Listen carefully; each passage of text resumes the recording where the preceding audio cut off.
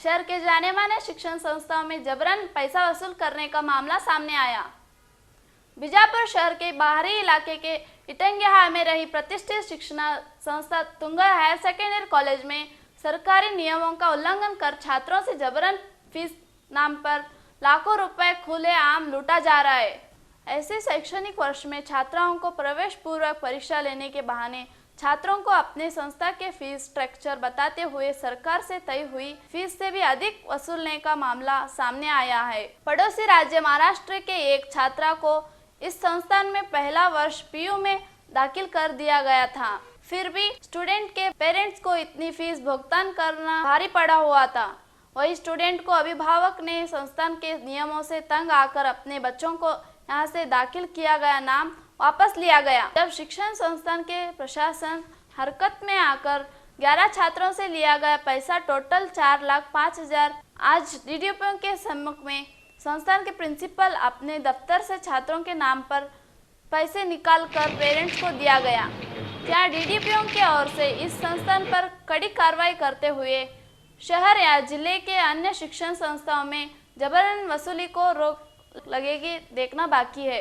30,000 ಕೊಡಿ ನಾವು ಬಡವರು ರೈತರು ಮಕ್ಕಳು ದೊಡ್ಡ ಸ್ಕೂಲ್ ಒಳಗೆ ಹೋಗಿ ಶಾಲೆ ಕಲೀಲಿ ನೌಕರಿ ಕೊಡಿಸ್ಬೇಕು ಹೆಣ್ಮಕ್ಳು ಪ್ರತಿಯೊಂದು ಹೇಳ್ತೀರಿ ಗೌರ್ಮೆಂಟ್ ಹೇಳ್ತೈತಿ ಹೆಣ್ಮಕ್ಳು ಹೊರಗಡೆ ಬಂದು ಸ್ಕೂಲ್ ಕಲೀಲಿ ಶಾಲೆ ಬರ್ರಿ ನೌಕರಿ ಮಾಡ್ರಿ ಅಂತ ಆದರೆ ಹಿಂಗೆ ಈ ಥರ ಮಾಡಿದರೆ ಯಾರು ಬರ್ತಾರೆ ಹಳ್ಳಿಲಿಂತ ನಾವು ಇಲ್ಲಿಗೆ ಬಂದೀವಿ ಹುಣಸಿಗೆ 120 ಕಿಲೋಮೀಟ್ರ್ ಅಲ್ಲಿಂದ ನಾವು ಇಲ್ಲಿಗೆ ಬರ್ಬೇಕಾ ಇದು 4ನೇ ಸಲ ದುಡ್ಡಿನ ಸಲ ಬರೋದು ಒಂದು ಸಲ ಬರ್ಬೇಕಂತಂದ್ರೆ ನಮಗೆಲ್ಲ ಶುಗರ್ ಇರ್ತಾವೆ ಎಲ್ಲ ಕಂಟ್ರೋಲ್ ಮಾಡ್ಕೊಂಡು ಇಲ್ಲಿ ಬಂದು ಏನು ಮಾಡ್ಬೇಕು ಹೇಳಿ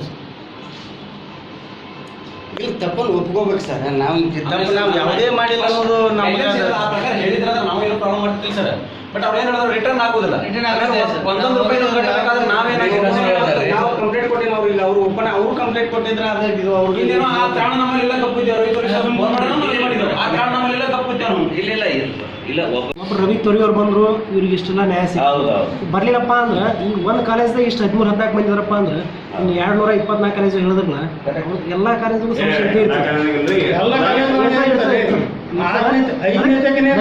ಈಗಲಿಂದ ನೀವೇನು ಮಾಡ್ರಿ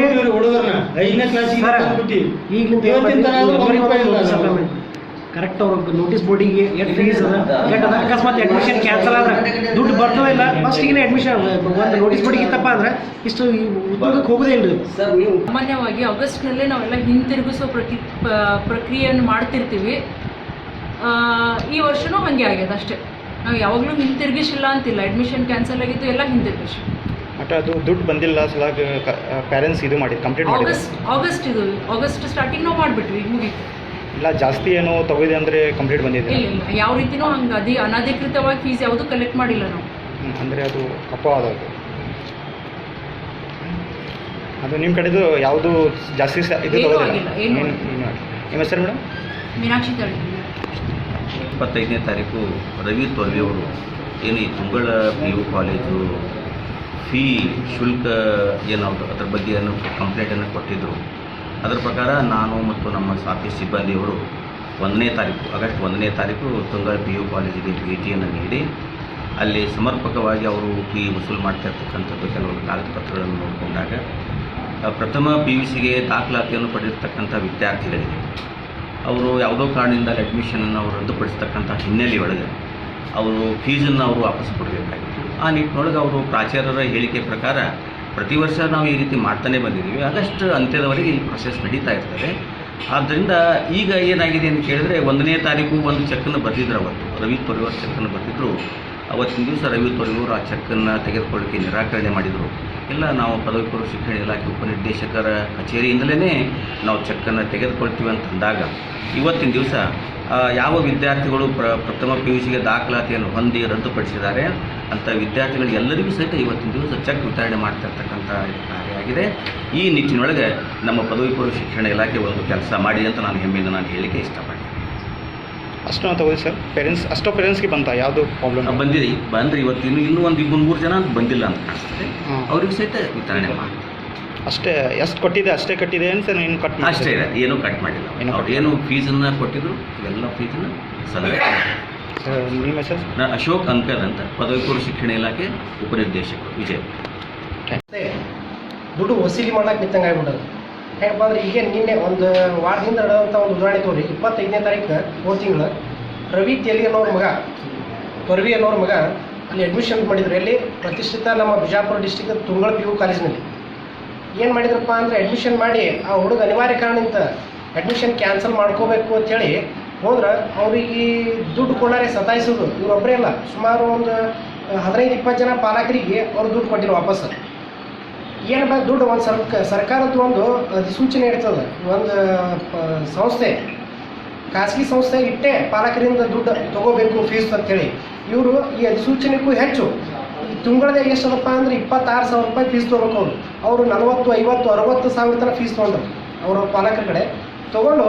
ಈ ವಿದ್ಯಾರ್ಥಿಗಳು ಏನೋ ಅನಿವಾರ್ಯ ಕಾರಣದಿಂದ ಅಲ್ಲಿದು ಕ್ಯಾನ್ಸಲ್ ಮಾಡಿದ್ರೆ ದಾಖಲಾತಿಯನ್ನು ಕ್ಯಾನ್ಸಲ್ ಮಾಡಿ ಬೇರೆ ಕಡೆ ಎಲ್ಲ ಹೋಗಬೇಕಪ್ಪ ಅಂದ್ರೆ ಅವ್ರಿಗೆ ಯಾವ ಥರ ಮಾತಾಡಪ್ಪ ಅಂದ್ರೆ ದುಡ್ಡು ಕೊಡೋದಿಲ್ಲ. ದುಡ್ಡು ಕೊಡ್ಲಿಕ್ಕಂದ್ರೆ ನೀವು ಏನು ಮಾಡ್ತೀರಿ ಅಂತೇಳಿ ಇಷ್ಟೆಲ್ಲ ಮಾತಾಡಿ ಹೆದರಿಕೆ ಹಾಕಿದ್ರು. ಅವಾಗ ನಾವೆಲ್ಲ ರವಿ ತೊರ್ವಿ ಸರು ನಾವೆಲ್ಲರೂ ಕೂಡಿ DDPO ಆಫೀಸ್ಗೆ ಬಂದ್ವಿ ಅಂಕ ಸರ್ ಕಡೆ. ಅವಾಗ ನಮ್ಮ ಈ ಒಂದು ಬಂದ ತಕ್ಷಣ ಅವ್ರಿಗೆ ಈ ಆದಂಥ ತೊಂದರೆಯನ್ನು ಅವ್ರಿಗೆ ಹೇಳ್ಕೊಂಡ್ವಿ. ಅವರು ನಮಗೆ ಸ್ಪಂದನೆ ಮಾಡಿ ಇವತ್ತು ಸುಮಾರು ಒಂದು 15 ಜನ ಪಾಲಕರಿಗೆ ಆ ಸಂಸ್ಥೆ ಕಡೆಯಿಂದ ದುಡ್ಡು ಇಸ್ಕೊಟ್ಟದ. ಅವರು ಮಾಡಿದಂಥ ಕೆಲಸಕ್ಕೆ ನಾವು ಯಾವತ್ತೂ ಕೃತಜ್ಞತೆಯಾಗಿರ್ತೀವಿ ಅಂತೇಳಿ ನಾನು ಎರಡು ಮಾತು ಮುಗಿಸ್ತೀನಿ. FM एक्सप्रेस न्यूज देखने के लिए YouTube पर सर्च कीजिए. FM एक्सप्रेस TV पर देखने के लिए हाकवे कस्टमर के लिए चैनल नंबर 851 और SMP में देखने के लिए 1001, BRDS में देखने के लिए 137 और हमारे वेबसाइट विजिट करने के लिए fmexpressnews.com. हमारे साथ जुड़े रहिए FM एक्सप्रेस न्यूज के साथ.